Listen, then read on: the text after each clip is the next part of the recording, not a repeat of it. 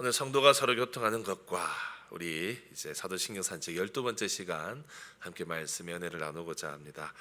제가 오늘 오후에 나와가지고 설교를 마무리하면서 유튜브를 좀 보았습니다. 오늘 그 개표 방송이 있지 않습니까? 그래서 유튜브를 가만히 보고 있는데 올 6월 달에는 이 우리 국민들을 이 TV 앞에 앉히는 행사들이 여러 개가 있구나 하는 것을 깨달았습니다. 두 개가 있더라고요. 하나는 오늘 지방선거 개표방송 다 그 앞에 앉아 계시겠구나 하는 생각도 들었고, 또 하나가 있는데 뭔지 아십니까? 6월 달에 월드컵이 있습니다. 알고 계셨습니까? 예, 올해는 낮에 한답니다. 예, 낮에 11시, 12시에 한국 경기가 있다고 하는 소식을 제가 오늘 달력을 보고 깨달았습니다. 근데 너무 우리 올해는 이 월드컵에 대한 관심이 너무 없는 것 같아요. 여튼 제가 6월달 달력 또 오늘 좀 TV를 보면서 그런 생각이 들었는데, 어쨌든 뭐 우리 지방선거도 그렇고 축구도 그렇고 또 우리나라를 빛내는 일들이 우리 안에서 많이 일어나면 좋겠습니다. 제가 요즘 그 고린도전서를 새벽 기도 우리 본문으로 계속 살피면서 조금씩 읽어 나가는데 참 깨닫는 것이 많습니다. 일단 고린도 교회가 참으로 강점도 많고 단점도 많은 교회더라 하는 겁니다. 이번에 한 절 한 절 묵상하면서 또 우리 교회의 모습도 한번 비춰보게 되고, 또 저의 개인적으로 또 고린도전서의 말씀 구절 구절을 통해서 하나님께서 저를 다듬어 가시는 것들을 경험하는데, 여러분 이번 한 달 고린도전서 읽으시면서 이 귀한 은혜들을 많이 누리셨으면 좋겠어요. 우리가 지난주 거룩한 공예를 믿습니다 라는 신앙 고백을 다룰 때 에베소 교회 이야기를 했지 않습니까? 고린도 교회 못지않게 에베소 교회도 참 장단점이 많은 교회였습니다. 근데 이제 성경 전체를 볼 때, 특별히 요한계시록에 가서 보면 에베소 교회에 대해서 마지막 평가가 그렇게 호의적이진 않았어요. 요한계시록에 보면 에베소 교회에 대해서 그 이단들 물리치고 진리를 지킨 것에 대해서는 칭찬을 받았지만 어떻습니까? 우리 주님께 어떤 책망을 받았습니까? 처음 사랑을 버렸다 하는 책망을 받았어요.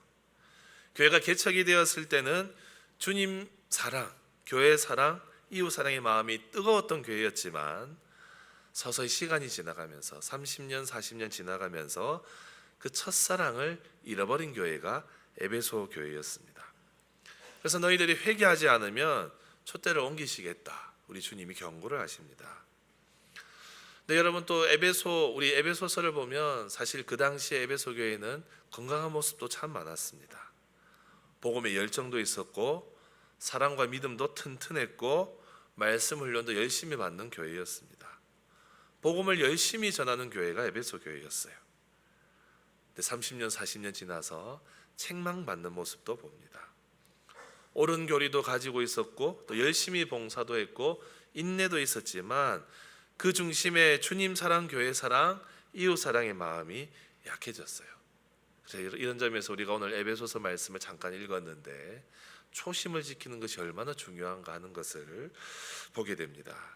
그래서 이런 점에서 오늘 말씀을 한 번 더 살피면서 에베소 교회를 통해서 교회의 본질, 특별히 믿음의 교제의 기초가 무엇인가 하는 것을 함께 나누려고 합니다.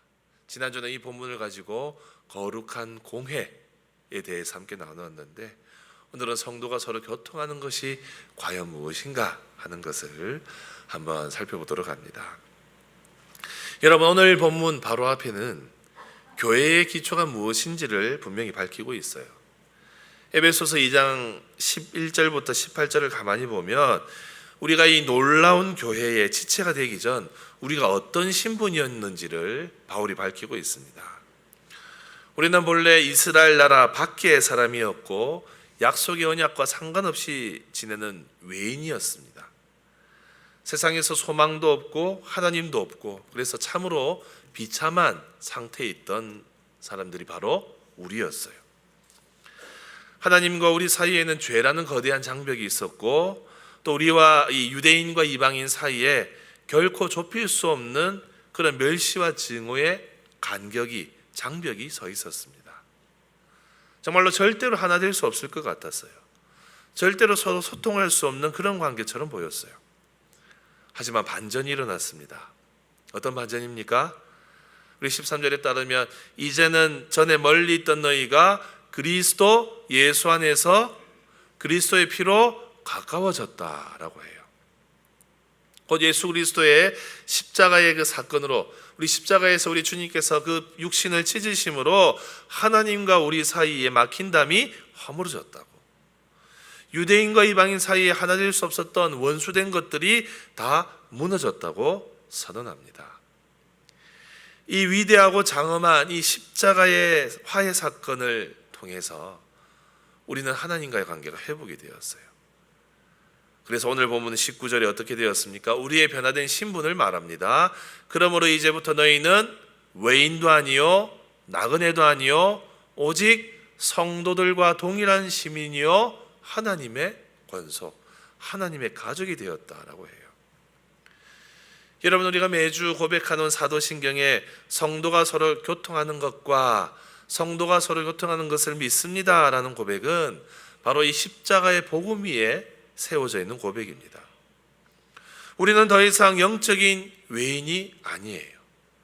우리는 하나님 나라의 시민이 되었고 하나님 나라의 집안 사람, 거룩한 가족, 거룩한 교회가 되었습니다. 그럼 여러분이 교회 안에서 성도가 서로 교통한다는 것 과연 어떤 뜻일까요? 오늘 말씀의 이 교통이라는 단어, 오늘 사도신경의 이 신앙 고백의 교통이라는 단어는 코이노니아로 통합니다. 여러분, 코이노니아라는 단어는 정말로 많이 들으셨을 거예요. 성도의 거룩한 교제, 그 나눔, 거룩한 가족의 교제를 뜻하는 말이죠. 이 코이노니아라는 단어에는 두 가지 이미지가 있습니다. 하나는 식탁의 교제 이미지고 하나는 성찬의 이미지예요. 성경에서 나타나는 코이노니아는 이 식탁 공동체를 먼저 떠올리게 합니다. 바로 성도의 교제, 교통, 소통을 잘 보여주는 상징적인 자리가 바로 식탁 자리라는 거죠. 함께 음식을 먹고 함께 떡을 떼는 그 행위는 그냥 단순히 배를 채우는 그런 행위가 아니라 서로가 생명으로 연결된 한 가족임을 확인하는 자리입니다. 초대교회의 모습을 보면 이 먹고 마시는 모습이 분명히 나오고 있어요. 먼저 우리 예수님께서 그 모범을 보여주셨습니다. 여러분, 예수님의 공생의 시절을 한번 생각해 보십시오. 우리 예수님께서 제자들과 여기 가시고 이 마을에 가시고 저 마을에 가실 때 그 마을의 사람들의 초대를 받으셨어요. 그래서 그곳에 들어가셔서 함께 음식을 잡수시고 교제를 나누셨어요. 우리 예수님께서는 그렇게 그들과 음식을 나누시고 교제하는 그 자리, 그리고 그 자리를 훈련의 자리로 삼으셨는데 그 자리를 정말로 기뻐하셨습니다. 이 예수님의 가르침과 그 모습이 초대교회 공동체에도 그대로 고스란히 남아 있었어요. 대표적으로 우리 사도행전의 2장에 그 모습이 나옵니다. 우리 42절 또 46절을 한번 봅니다. 42절 어떻게 말합니까? 그들이 사도의 가르침을 받아 서로 교제하고 떡을 떼며 오로지 기도하기를 힘쓰니라. 46절은 이렇게 말합니다. 같이 읽어볼까요? 시작. 날마다 마음을 같이하여 성전에 모이기를 힘쓰고 집에서 떡을 떼며 기쁨과 순전한 마음으로 음식을 먹고. 아멘. 여러분, 초대교회 공동체는 함께 모여서 예배하고 함께 식사하고 함께 기도하고 함께 서로의 필요를 채워주었습니다. 이것이 성경이 말하는 교제의 기본적인 모습이에요. 근데 이 코이노니아에는 또 다른 이미지가 있어요. 두 번째 차원의 이미지가 있습니다. 이것이 바로 성찬이에요. 성찬은 단순한 기념의식이 아닙니다. 사도 바울은 이 고린도전서 10장에서 성찬의 의미를 이렇게 밝혔습니다. 우리 10장 16절 17절 다 같이 읽어봅시다. 시작. 우리가 축복하는 바 축복의 자는 그리스도의 피에 참여함이 아니며 우리가 떼는 떡은 그리스도의 몸에 참여함이 아니냐. 떡이 하나요 많은 우리가 한 몸이니 이는 우리가 다 한 떡에 참여함이라. 아멘. 여러분, 우리가 성찬에 참여할 때 우리 예수님의 피를 기념하고 우리 예수님의 살을 기념할 때 그것은 축복의 잔이라고 말하고 있어요. 함께 참여하는 것은 함께 한 떡을 떼는 것, 곧 한 몸이 되는 귀한 믿음의 교제라고 바울은 가르치고 있습니다. 여기서 말하는 참여함이 바로 코이노니아예요.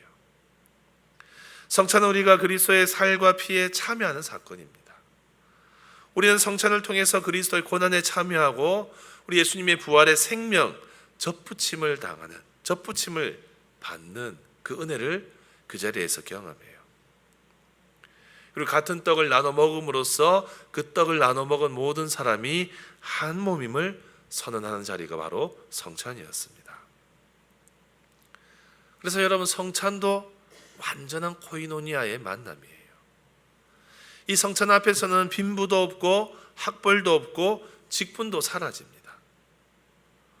우리는 다 동일하게 그리스도의 피가 필요한 죄인이고 동일하게 그분의 몸의 은혜가 필요한 사람들이에요.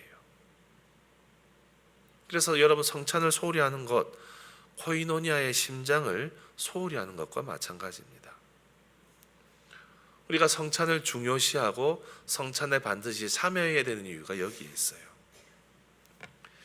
여러분, 여기서 우리가 한 가지 기억해야 될 것이 있습니다. 바로 사도신경에서 성도의 교제라고 할 때 이 교제는 하나님과의 수직적인 교제를 바탕으로 성도 간의 수평적인 교제 나눔을 뜻한다 하는 거예요. 사도 요한과 사도 바울이 이걸 강조합니다. 우리 사도 요한 요한일서에서 1장에서 뭐라고 말합니까? 우리가 보고 들은 바를 너희에게도 전함은 너희로 우리와 사귐이 있게 하려미니 우리의 사귐은 누구와 더불어 누리는 것입니까?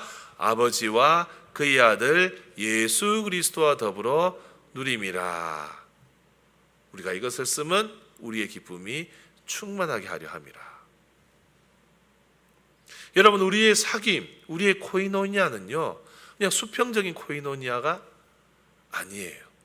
수직적인 코이노니아가 분명히 필요한 것입니다. 하나님과의 관계가 바탕이 된 성도 간의 교제예요. 여러분, 우리 월요일의 큐티 본문에도 똑같은 표현이 있습니다. 고린도전서 1장 9절 보십시오.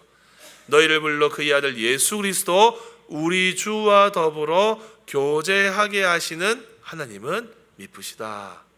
하나님은 신실하신데 그리스도 우리 주와 더불어 교제하게 하시는 이 교제도 코이노니아예요. 교제하게 하시는 하나님은 정말로 믿을 수 있는 분이다 라고 고백해요. 여러분, 우리가 사도신경에서 성도가 서로 교통하는 것이라고 할 때 이 교통에 두 가지 의미가 있는 것을 여러분 기억하십시오. 하나님과의 관계가 바탕이 되지 않은 교제, 여러분, 그것은 성도의 교제가 아니에요. 하나님과의 교제가 바탕이 되고 서로 간의 교제가 이루어지는 것, 이것이 성경이 말하는 교제의 의미입니다. 네, 여러분, 여기에 한 가지 이미지가 더 있어요. 중요한 이미지가 이 성찬과 이 식탁의 교제인데 성경에는 이 코이노니아가 또 새로운 의미를 하나 더 쓰입니다. 그것은 무엇이냐? 물질을 서로 나누는 행위, 이것도 코이노니아로 설명을 해요. 우리 로마서와 히브리서 두 구절을 한번 보겠습니다. 우리 로마서 15장 26절 다 같이 읽어봅시다. 시작. 이는 마게도냐와 아가야 사람들이 예루살렘 성도 중 가난한 자들을 위하여 기쁘게 얼마를 연보하였음이라. 히브리서 13장 16절도 읽어봅니다. 시작. 오직 선을 행함과 서로 나누어 주기를 잊지 말라. 하나님은 이같이 제사를 기뻐하시느니라. 아멘. 여러분, 여기서 기쁘게 얼마를 연보했다 할 때 이 연보도 코이노니아예요. 그리고 히브리서 13장에 서로 나누어 주기를 잊지 말라 할 때 나누어 주기도 코이노니아입니다. 그러니까 여러분, 성도의 교제라는 것은 수평적인 식탁 교제, 수직적인 성찬의 교제뿐만 아니라 서로의 인생의 짐을 짊어지고 서로 돕고 섬기는 것도 다 코이노니아인 거예요.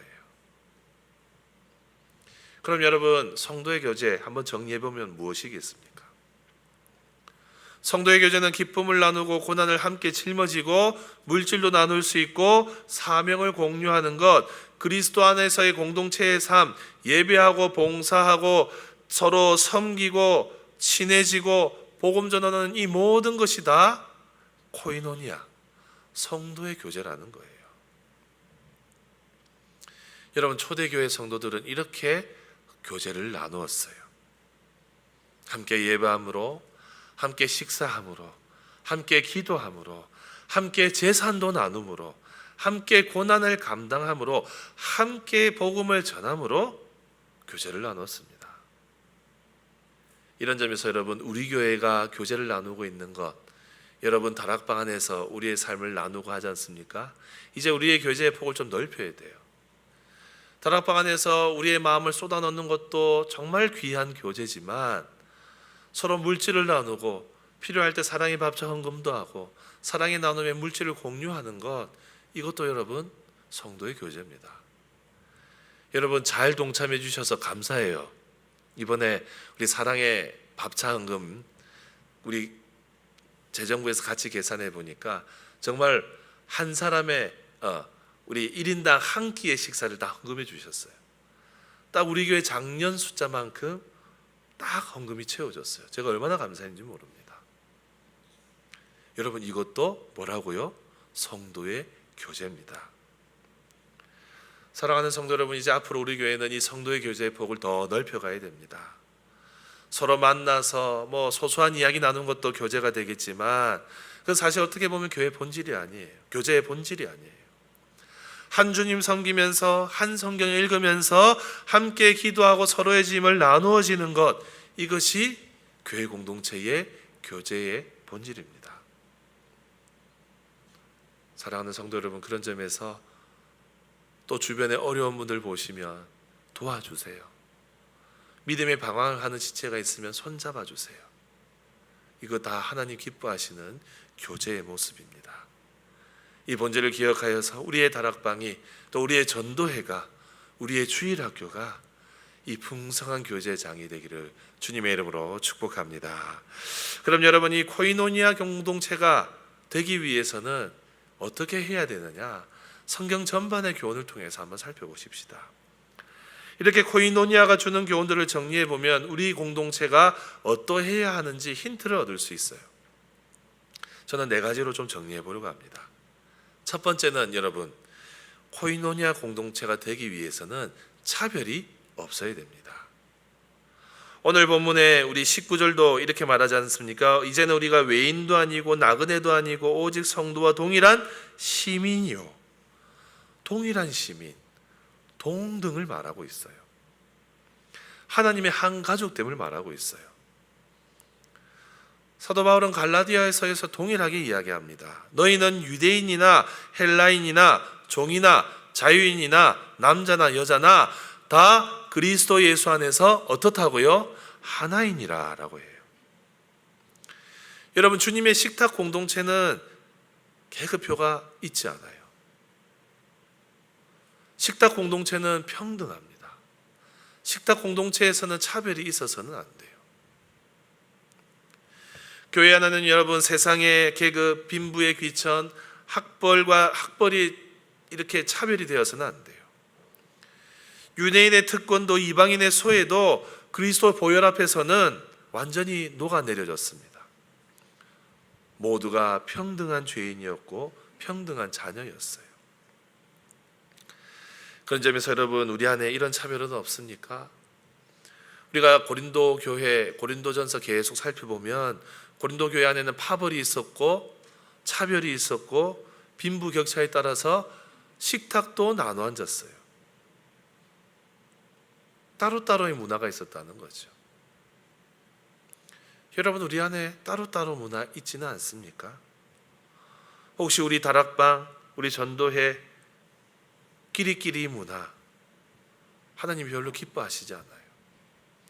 교회는 차별이 없어야 됩니다. 진정한 코이노니아, 진정한 교제는 누구든 들어올 수 있고 환대받는 곳이어야 돼요. 두 번째는 무엇이냐? 진리로 하나 되어야 됩니다. 여러분, 세상의 모임은 취미나 또 이익으로 모일 때가 많고 개인적인 관계로 모이지만 성도의 교제, 성도의 교통은 진리 안에서 일어나요. 예수님께서 십자가에 달리시기 전에 마지막 만찬을 배설하셨을 때 너희가 진리 안에서 하나 되라고 명하셨어요. 또 너희들이 진리 안에서 하나 되기를 원한다고 하시면서 아버지 하나님 앞에 이들이 하나 되기를 간구하셨어요. 그래서 요한복음 17장 17절에 어떻게 기도하십니까? 그들을 진리로 거룩하게 하옵소서. 아버지의 말씀은 진리이다 라고 하시면서 진리 안에서 하나 되도록 기도하셨어요. 여러분, 우리의 이 교제는 단순한 이 인간적인 친목이 아니라 진리이신 예수 그리스도를 공유하고 그분과 함께 누리는 영적인 사귐입니다. 그렇기 때문에 세상의 모임과 본질적으로 달라요. 우리의 교제의 자리에서 말씀이 사라진다면, 우리 하나님의 말씀이 사라진다면 그곳은 더 이상 코이노니아가 아닙니다. 부동산 이야기, 세상의 이야기, 그런 이야기들로만 가득 찬 교회 모임은 영혼을 살리지 못해요. 오래 가지 못합니다. 우리의 사귐이 서로에게 하나님의 말씀을 먹이는 그런 사귐이 되어야 하는 거예요. 또 세 번째는 무엇이냐? 서로 도와야 됩니다. 여러분, 배고픈 지체에게 내 떡을 나누어 줘야 돼요. 성도의 교통은 구체적인 어떤 헌신으로 드러나게 되어 있습니다. 특별히 야고보는 실천을 중요시했어요. 말로만 하는 사랑 엄히 경고했습니다. 야고보서 우리 2장 15절 16절 한번 보실까요? 다 같이 읽어봅니다. 시작. 만일 형제나 자매가 헐벗고 일용할 양식이 없는데 너희 중에 누구든지 그에게 이르되 평안히 가라, 덥게 하라, 배부르게 하라 하며 그 몸에 쓸 것을 주지 아니하면 무슨 유익이 있으리요. 아멘. 여러분, 배고픈 사람에게 배고프지 이 말만 해주지 말라는 거예요. 빵을 쥐어주고 쌀을 쥐어주라고 야고보는 말하고 있어요. 여러분, 성도의 교제, 연보를 같이 나누는 것, 연보의 개념도 있다고 말씀드렸습니다. 우리의 주머니를 열지 않으면 진정한 교제가 이루어지지 않아요. 여러분, 다락방 모임 하실 때 이것 실천할 수 있는 게 있어요. 우리의 가정을 여는 것, 우리의 가정에 초대하는 것, 내 주머니를 여는 것, 여러분, 이것이 우리의 교제를 풍성하게 합니다. 마지막으로 막힘없는 소통이 있어야 됩니다. 우리 주님과 제자들이 식탁에서 마음의 깊은 대화를 나누셨듯이 성도 간에는 이 가식의 가면을 벗어버리고 영적인 소통이 일어나야 돼요. 이 대표적인 소통이 서로의 죄를 나누고 서로 회개하는 거예요. 야고보가 이것도 지적하고 있어요. 야고보서 5장 16절 상반절 보면 그러므로 너희 죄를 서로 고백하며 병이 낫기를 위하여 서로 기도하라 라고 하고 있죠. 죄 고백, 또 서로 아픔을 위해서 기도하는 것. 정말로 우리 공동체 안에서 서로의 연약함을 보듬어주고 회개하고 용서하고 그들의 필요를 위해서 간구하는 것, 이런 소통의 역사도 교회 안에서 일어나야 하는 겁니다. 여러분, 진정한 교제의 장이 열리기 위해서는 우리 안에 제거해야 될 장애물들이 분명히 있습니다. 끼리끼리 모이고 즐거워하는 것은 주님이 원하시지 않아요. 우리 안에 누구든지 들어올 수 있고 누구든 환대해 주는 것, 누구든 용서하고 용서받는 은혜의 순간, 이것을 경험하는 것, 이것이 진정한 교제의 은혜입니다. 사랑하는 성도 여러분, 교회 안에서 믿음 생활하면서 사실 사람들과의 관계에서 상처를 많이 받지 않습니까? 그래도 여러분, 그 관계를 포기해서는 안 돼요. 야곱과 에서가 서로 눈물 흘리며 화해했던 것처럼 우리 교회 안에도, 믿음의 공동체 안에서도 그런 은혜가 있어야 더욱 건강한 공동체로 자라나갈 수가 있어요. 여러분, 깨어진 관계로, 소원한 관계로 힘들어하는 분들 계십니까? 서로 교통하기 위해서, 또 진정한 교통이 이루어지기 위해서는 내 마음의 장벽, 십자가의 은혜로 제거하고 손 내밀고 화해할 수 있어야 됩니다. 우리 교회 안에 이런 은혜들이 있었으면 좋겠습니다. 서로 용서하고 화해하고 보듬어주고 함께 걸어가는 이 믿음의 교제, 우리 교회 안에 이러한 놀라운 역사가 나타나기를 주님의 이름으로 축복합니다. 마지막으로 적용해 봅시다. 여러분, 이 위대한 고백 어떻게 구체적으로 살아낼 수 있을까? 저는 두 가지 실천 방안을 제시하고 싶어요. 먼저 여러분, 서로의 삶에 실제적인 필요에 관심을 한번 가져보십시오. 여러분, 요즘 세상 철저히 이기적이고 철저히 계산적입니다. 그리고 철저히 자기중심적이에요. 그래서 여러분, 역설적으로 이 오늘 시대에는 진정한 공동체가 필요합니다. 여러분, 그렇게 철저히 이기적인 사람, 철저히 자기중심적인 사람은요, 그 내면에 진짜 공동체를 갈망하는 마음들이 있어요. 그래서 우리는 이 성령의 사람은 나만의 울타리를 걷어버리고 옆에 있는 지체, 옆에 있는 사람들의 형편과 아픔을 먼저 살필 수 있어야 됩니다. 바울이 빌립보서에서 이렇게 말합니다. 각각 자기의 일을 돌볼 뿐더러 자기 일도 잘 돌보래요. 또한 각각 다른 사람의 일을 돌보아 나의 기쁨을 충만하게 하라. 나만 돌아보지 말고 다른 사람의 일도 돌아보라고. 이것이 진정한 교제를 만들고 공동체 안에 기쁨을 준다고 바울은 말하고 있어요. 여러분, 요즘 다락방 안에서 또 새로운 만남들이 있지 않습니까?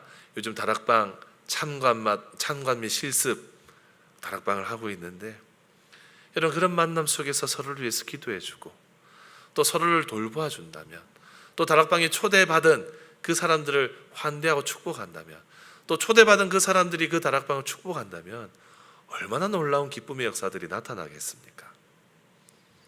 우리 안에 그러한 만남을 통해서 서로 깊어지는 역사가 드러나야 돼요. 또 한 가지는 서로에게 선한 영향을 끼칠 수 있는 그런 교제를 만들어 가야 됩니다. 여러분, 다락방 안에서 강조하죠. 우리 순장님들은 다 알고 계세요. 정치 이야기하지 마십시오. 동거래하지 마십시오. 우리 순장님들 너무도 잘 알고 계시죠. 우리 순원들도 그 룰을 지켜주셔야 돼요. 그래서 여러분, 다락방 안에서 말씀을 통한 교제가 깊이 나누어져야 됩니다. 정말로 여러분, 말씀을 통해서 내가 받은 한 주간의 은혜, 짧아도 좋아요.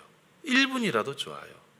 내가 한 주간 동안 부딪혔던 말씀의 은혜들을 나누면서 교제 나누십시오.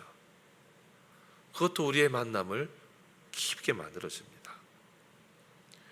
그리고 또 서로 존중해 주세요. 또 말로 덕을 세워주십시오. 피차 그리스도의 말씀으로 권면하고 영적인 양식을 채워주는 일에 힘써 주십시오. 그럴 때에 우리의 이 만남이 정말 선한 영향력을 끼칠 수 있는 주님의 향기를 드러내는 그런 성도의 교제, 깊은 교제가 드러나는 공동체의 역사로 열매 맺을 줄로 믿습니다. 사랑하는 성도 여러분, 에베소 교회는 한때 뜨거운 복음의 열정, 바른 교리를 가진 그런 교회였어요. 하지만 시간이 지나면서 하나님을 향한 사랑도 식어졌고 성도 간의 교제와 성도 간의 사랑도 식어진 참된 코이노니아를 잃어갔던 교회입니다. 여러분, 우리가 방심하고 우리가 어떻게 보면 이 귀한 교훈을 손 놓고 있으면, 이 성도의 교제의 소중함을 잃어버리고 있으면 우리에게도 이런 위기가 닥칠 수 있어요. 사도 바울은 십자가로 막힌 담을 허무신 주님께서 우리를 가족으로 불러줘 주셨다는 것을 강조합니다. 그래서 그리스도 예수 안에서 건물마다 서로 연결되어서 주 안에서 한 성전 된 것처럼 주님과의 관계를 통하여서, 서로 간의 관계를 통하여서 한 교회로 세워져 가야 한다는 것을 강조하고 있어요.